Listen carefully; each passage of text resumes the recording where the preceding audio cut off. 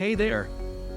In this video episode of Herald Tribune World Youth Forum, presenting their speeches at United Nations. It's really impressive that this teenager's showing amazing skills and courage in United Nations stage. This episode youngsters talk about living and learning. Presenter of the discussion is Mrs. Helen Height-Waller. Let's move to the video and watch them. There were so many ideas for the next panel, it was awfully hard to find a subject that would cover them all. So the group finally decided on the one that is on your program, Living and Learning. Participants in the discussion will be the delegates from Denmark, Korea, Switzerland, Germany, Iceland, and maybe one or two others.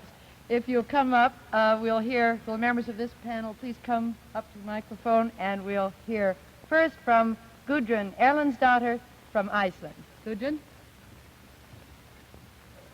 When I was a little girl, I thought Iceland was the centrum of the universe.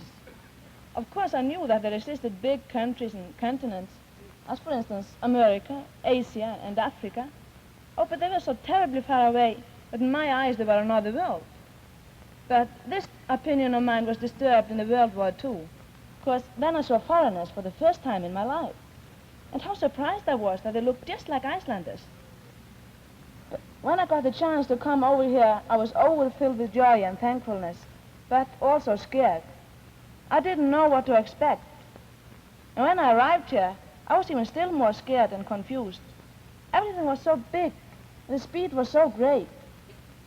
In the first weeks, I had a hard struggle with myself, because in my heart, I was filled with envy over everything new I saw, and I wouldn't admit that the new things I saw were good. But when I saw the friendliness of the people, something melted within me, and everything was in motion, so that I couldn't reach to any conclusion. It is a strange feeling to be a foreign delegate. The time when we sit in the car with our new host family is both awful and wonderful. We are longing to be a good representative of our country, but at the same time we want to get to know the family we are going to live with. Is it a typical American family? Will it be like home? For me it always was, so usually everything goes well. In these 3 months, I have lived an American life somewhat more eventful than the average, and definitely a great deal more strenuous.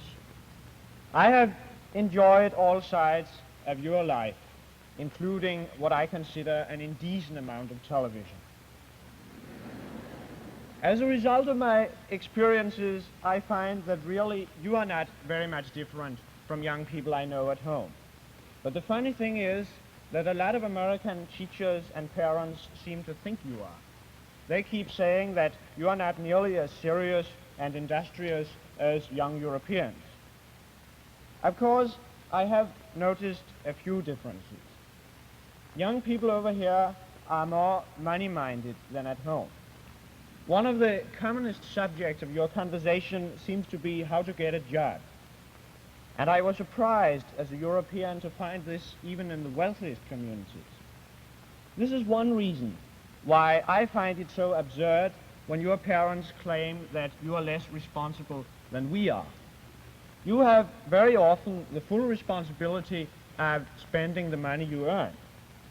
And also, it seems to me that the considerably more freedom you have in your relationship to the opposite sex must give you a very great responsibility.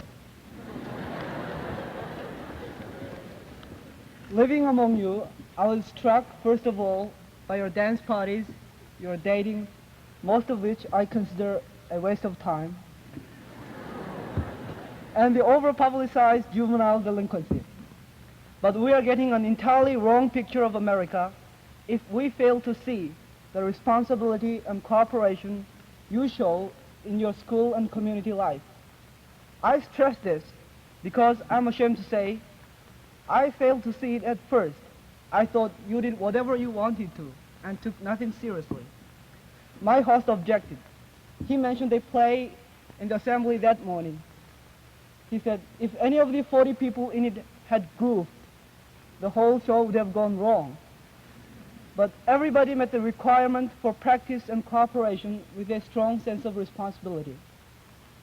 Since I thought I had been Eager and open-minded to observe about American teenagers, I was shocked to find myself incapable of understanding such a basic fact.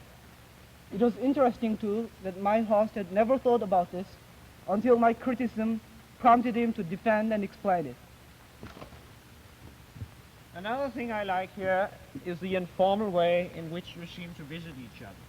You just drop in and say hi, and in case you are hungry, you plunder the refrigerator.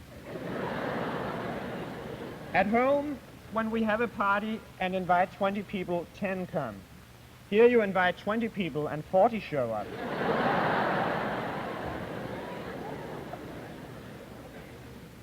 One of my host mothers told me that she never knows how many people she's going to have for lunch nor for supper. And one morning, she suddenly found that she had 3 extra persons for breakfast, one of whom had slept on the floor, whereas the 2 others materialized from nowhere. I came over here with traditional European prejudices, that you lack culture and that you are exclusively interested in sports, dating, and mechanics. When I had been in a few English classes, I realized that at least you are exposed to culture.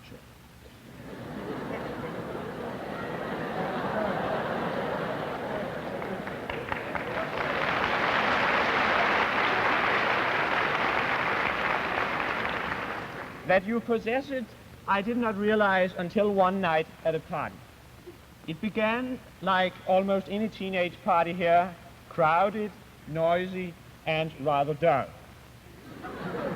But suddenly, everybody found him or herself involved in a violent discussion about religion, philosophy, and a lot of other things I had never dreamt you would be able to say a single word about. In our schools, we learn that Americans have not yet started to produce a culture of their own. The first day I walked around in Washington, I was very much inclined to believe so. The planning was French, the Capitol was after Italian Renaissance, the Supreme Court was Greek, the National Gallery was Greek and Roman together. There was no distinctive character. Architecture, however, to my mind, is a way of expressing ourselves as well as paintings, music, or literature. New York, I think, in this way, expresses American life. Skyscrapers, highways, bridges, and especially light are important factors of this American culture. For my feeling, crossing the Hudson River and looking at the silhouette of Manhattan by night is one of the most beautiful things I ever saw, comparable to the most famous art places in Europe. And it is typical for this country. You won't find it anywhere else on earth. Well, I would go one step further and say that Americans are changing the concept of culture itself. You mentioned, Guy, New York skyscrapers. According to our old standards, Asian and European, it would be a misuse of the word to say that they express the culture of America. So many aspects of American life, which are truly part of your culture, would not be described by that term anywhere else. Jazz, for example. I'm inclined to call it noise, not music. And I know that people with all cultural backgrounds would agree with me. But so far as it means something to you, and you enjoy it, and so far as it does express emotion through sound, we cannot question the fact that it is music. As such, it is part of the new American culture. Sport is another example. Here, sport is more than recreation. It is almost a religion. Perhaps it is because you have learned to be Americans instead of merely a mixture of Poles, Italians, Germans, and Britons through sports, which concentrate on the strong, victorious team, regardless of the race, national background, social position, or wealth of the champion. Europeans and Asians may object to calling it culture, but it is a new culture this brave young nation has created. Perhaps not too much to the taste of the people from old traditional cultures, like myself, but we are watching its progress with admiration and curiosity.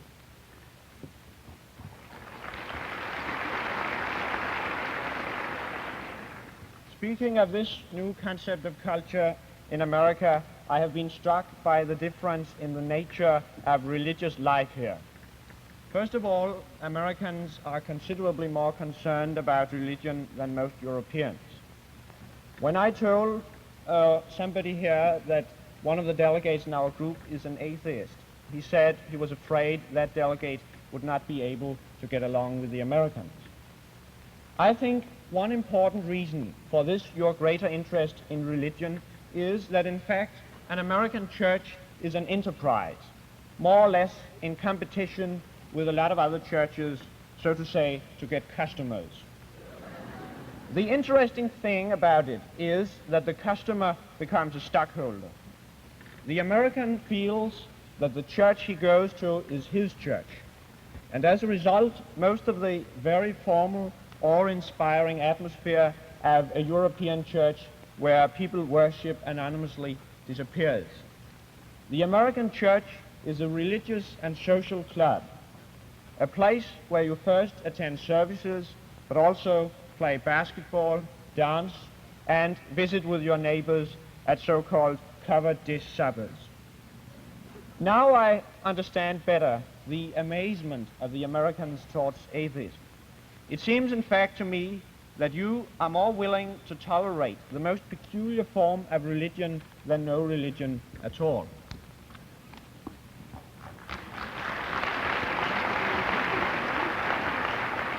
I wanted to say something a moment ago when you were talking about Americans' warmth and friendliness. Already in my first weeks here, I found out that Americans are friendlier than Europeans. Host parents take themselves out to so much trouble over us. I, for instance, know a mother who came all the way from New Jersey to Bronxville to make sure that her forum guest kept on getting the typhoid injections he started to get at her house. Here's another example of that what I mean. If you, for instance, meet a friend on the street in Germany and ask him, "How are you?" he'll always tell you that he has a headache or that he couldn't sleep very well last night. A typical answer is, "Oh, I wish I would be better." Here in America, you'll never find something like this. Everyone is always fine and wonderful.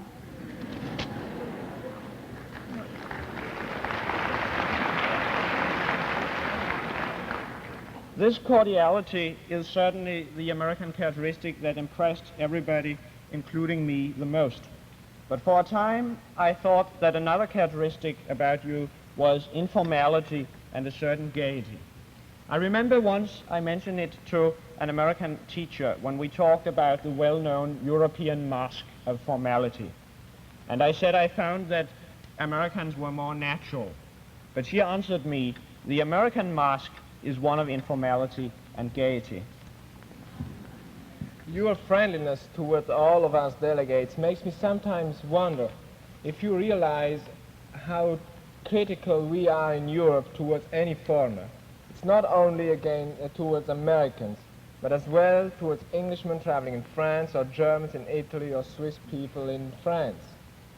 In all these European languages, the words for stranger have some hostile meaning. They designate a kind of doubtful and unknown person. In America, the word is full of friendliness. I would even say that you find the thing more attractive just because it is foreign. For example, when I asked my host to correct my English, I used to say, "Why do you want to change it? It makes it so much nicer." Or an American lady told me that the American men go crazy about a woman just because she has a foreign accent. This attitude toward the foreigner is one I never met before. Perhaps it offers a new insight in this American culture we were just talking about. This American culture might not be based, as in Europe, on the individual genie, but more on cooperation of the whole nation. Your schools already show this difference. While our schools try to emancipate the individual, you will want to make him a good citizen of the whole country. If we had a National Citizens Commission for public schools which put up slogans in subways, they would say, "Better schools, better individuals." Your slogans, however, say better schools, better communities. As a result, if you consider a whole nation, you can say that the United States are composed of so many million people, while we, unfortunately, in Europe, we are divided in so many million of people. I hope that in some time, United States will have an influence back on Europe and help us to compose our divisions. In political life, it happens that we have lost, in many cases in Europe, the trust and the faith in our governments, while you here have it very, very strongly, and in some way cultivated in your schools too.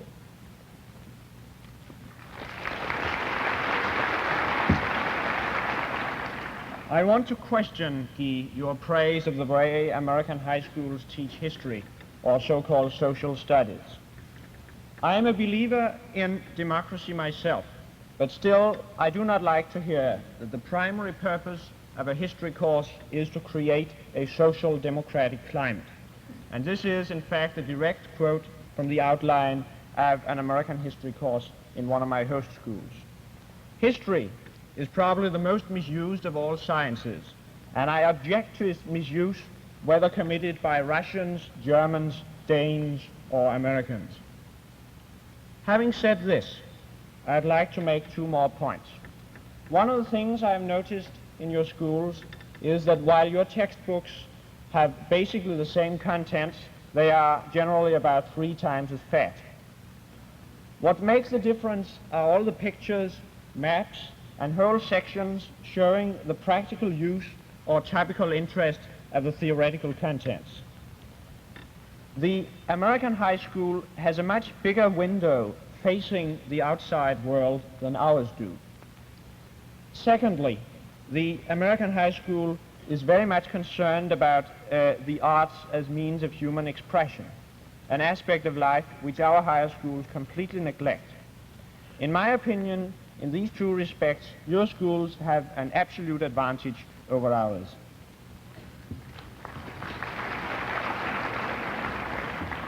Eric, you just mentioned citizenship taught in high schools. That is something what I noticed especially too. Learning about the own government and discussing current events is the best way, or at least the beginning of the way that leads to being a good citizen. But not only this, it seems to me also as if you use ceremonial to teach citizens. I was wondering why in most schools the students say the Pledge of Allegiance every morning. As soon as something becomes to be a ritual, it begins to lose its meaning for you, no matter how proud you are in being Americans and how much you love your country.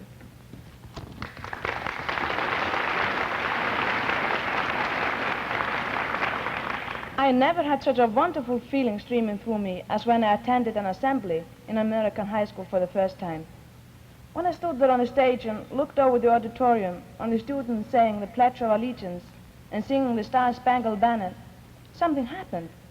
I cannot describe it, but I saw how much you love your country and your democracy.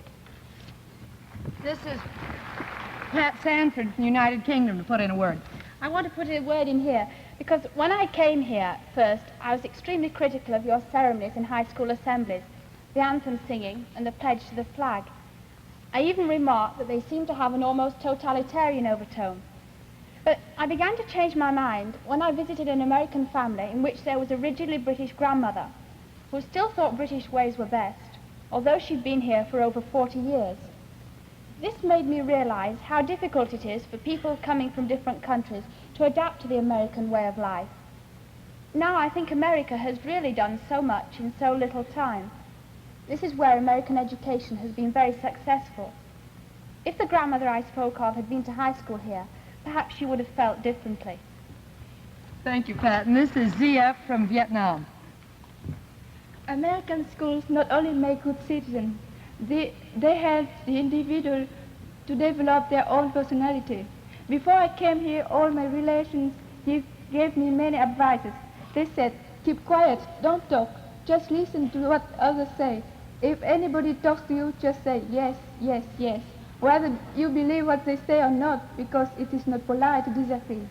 Naturally, when I first arrived here, I was very, very shy.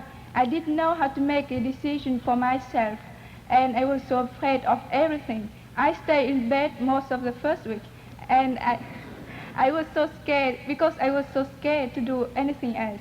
Then, in my first high school, I was asked to talk in an assembly before 600 people. I either have to get over my shyness or die from the shock.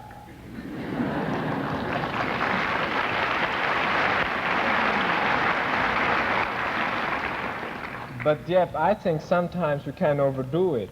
I was terribly shocked when at the Barnard Forum a girl of 18 in a prepared speech declared that parents should not interfere with the decisions of the children, but they always should be available when the children ask them for any advice. I think that this situation relegates the parents to a kind of an alarm clock. Instead of a family group where the whole family listens to when the father talks, here the child is in the center and everybody listens to him. I prefer our system where we are born into an already existing world and we have to adjust to it, while here the world is remained around the child as soon as he is born.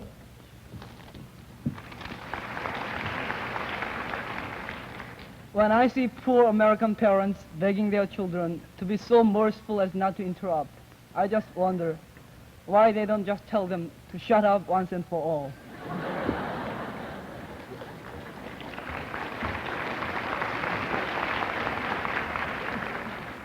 When I asked parents here why they give up so much for their children, they always explained, we want our children to have as much fun as they can while they are young.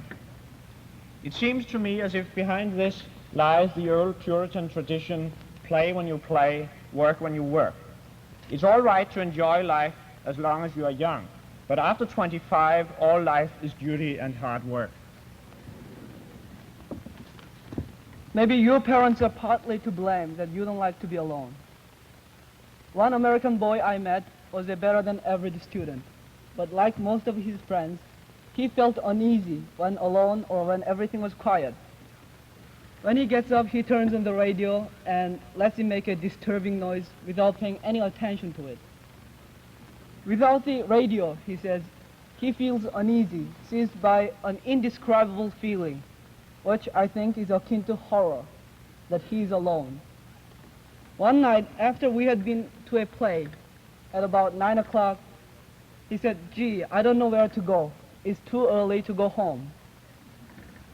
He had wonderful parents, an air-conditioned house with a room of his own, and a TV set, a gramophone, and hundreds of books. Here he was with all this and time to relax, but he did not know where to go.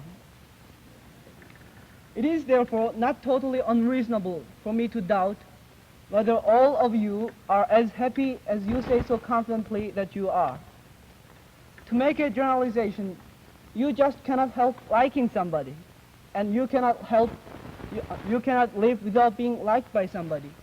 And in many cases, you cannot help being like somebody. You seem especially eager to conform to the standard of your society. However, there are ample reasons to believe that if a person does not conform, he will face a tough pressure. I felt this pressure when I was told that silence and modesty are not signs of a healthy boy. Of course, DF's experience shows how we also, in Asia, can be tyrannized by the need to conform. But don't both kinds of pressure have the same basic effect of curbing the freedom of the individual? Of course, you are happy with and proud of the freedom you have here. But man's long progress toward freedom does not mean political freedom alone. It means freedom to be himself. In my opinion, one of the greatest problems facing mankind is to find fuller opportunity to develop our personalities without losing the benefit and cooperative spirit of the community. In this, I find a big weakness in American freedom and individualism. the rule of the average, of mediocrity, can be as tyrannical as that of any tyrant. I have had to think about this deeply. In Korea, we have had to review our old values, especially since the war, which made us doubt what we had taken for granted. The change it brought in our way of living and thinking is a part of the change that began almost a century ago, and not only in Korea. It began with the meeting of East and West. War simply made it more drastic. You see, ours was a conservative, feudalistic, and patriarchal system, quite different from democracy. But order was maintained in that way.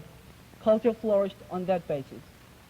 And truly, there are some invaluable beauty and goodness in children respecting the wisdom of age, in the politeness and modesty of the people.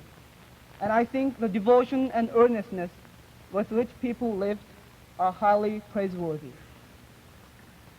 Then came the contact with the West. We adopted many Western ways, including democracy. But when those who knew only to say yes to the superior tried to be citizens of a democratic country, plenty of troubles came. They say when a person encounters a new thing, he learns its bad points sooner than its good. Before learning the cooperation and voluntary self-restraint of democracy, many lost themselves in the chaos, which is a defect of democracy. Moreover, our reason was confused by the violence and misery were brought, and our self-confidence is wavering. The change also invaded the calm and peace of Orientals. For centuries and centuries, we were content with what we had, indifferent to social progress. In short, we have lost our old values and haven't found the new ones yet. And this moral and ethical vacuum created in the minds of our young people is the most important item on our reconstruction program. Our future is uncertain, but after 3 months of living and learning in America, I have found additional courage to face the uncertainty.